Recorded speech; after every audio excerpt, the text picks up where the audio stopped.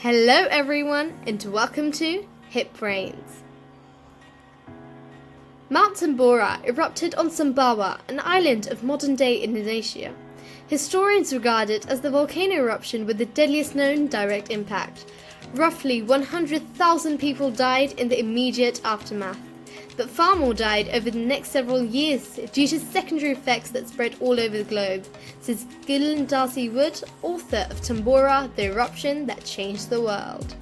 What happened after Tambora is that there was 3 years of climate change, he said.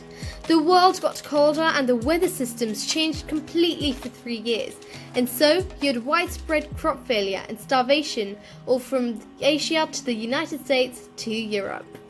And this dates back to 1815. The Mount Tambora eruption is only one of the thousands of volcano eruptions till now, which includes the eruption of the famous volcanoes Krakatau, Vesuvius, and many more. Volcano eruptions, which rank 7 in the world's most deadliest natural disasters, have killed millions of people till now. Well, how do they erupt? I mean, they don't relate by any means to water or wind, but are definitely linked with the Earth's core. You may know about the layers of the Earth. If not, you will now.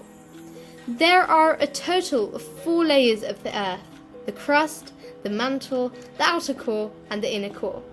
So basically, the crust is where your feet are right now.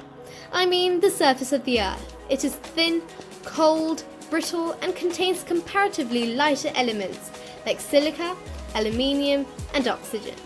Now let's come to the next layer, the mantle. It is the thickest layer of the Earth and mainly consists of iron, magnesium, silicon, and rock. This layer is dense, hot, semi-solid, and a caramel candy consistency. The third layer is the outer core.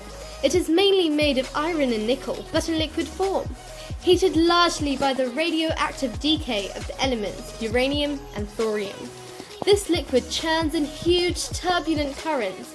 That motion generates electrical currents. They, in turn, generate Earth's magnetic field.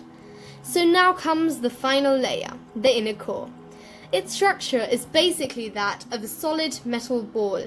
It is also dense, mostly made up of iron and nickel, and is immensely hot. It is almost as hot as the surface of the sun. Pressures here are immense too, well over 3 million times greater than on the Earth's surface. Now, let's get to the point. How do these deadly, man-killing volcanoes erupt? It all starts from the mantle, as you know. The mantle is made of rock and many other elements. There needs to be high enough temperature to get those elements melted. Well, when the rocks melt due to immense heat, it becomes magma. You may have heard the word lava whenever it comes to volcanoes, but always remember that the magma turns into lava when it erupts out of the volcano. But we will talk about that later. Well, the magma is lighter than the other heavy rocks in there, so it rises up and collects in magma chambers. The magma then finds some fissures in the Earth's crust, and if not found any, it builds up pressure. And when they find any fissures or vents, they decide to blast through them. The explosivity of an eruption depends on the composition of the magma. If the magma is thin and runny, the magma flows out and has really less possibilities of actually killing someone with its lava, because it flows out really slowly, and that gives the victims enough time to save their life. But if the magma is really thick and bulky, it builds up even more pressure, and when it finds fissures in the Earth's crust, it blasts up and causes a great eruption. It could be of ash or of lava. So now comes a fact. Did you know that the eruption of Mount Vesuvius had buried a whole city called Pompeii with ash, and all the people died in vain?